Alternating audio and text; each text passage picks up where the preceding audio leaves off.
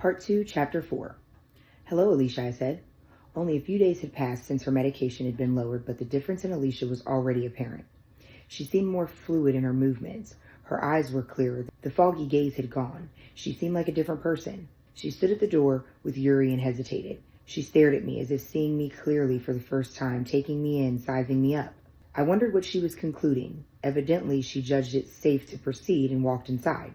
Without being asked, she sat down. I nodded at Yuri to go. He deliberated for a second, then shut the door behind him. I sat opposite Alicia.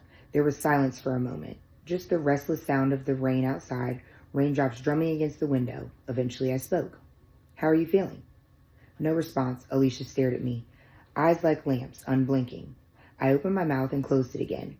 I was determined to resist the urge to fill the void by talking, instead by remaining silent and just sitting there.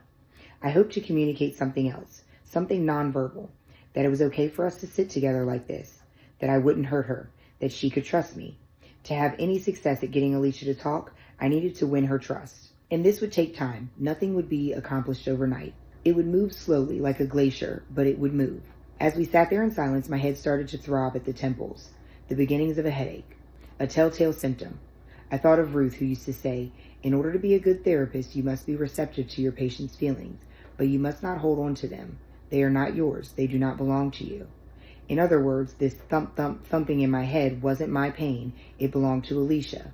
And this sudden wave of sadness, this desire to die, did not belong to me either. It was hers, all hers. I sat there feeling it for her, my head pounding, my stomach churning, for what seemed like hours. Eventually, the 15 minutes were up. I looked at my watch. We have to finish now. Alicia lowered her head and stared at her lap.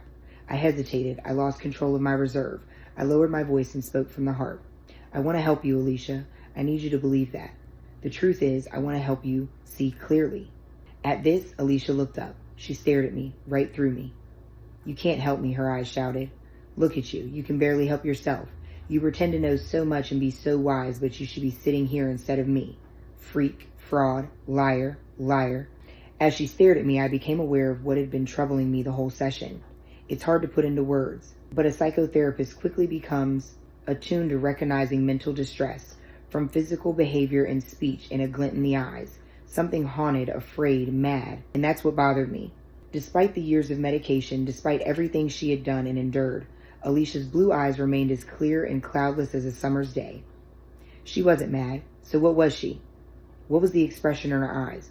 What was the right word? It was...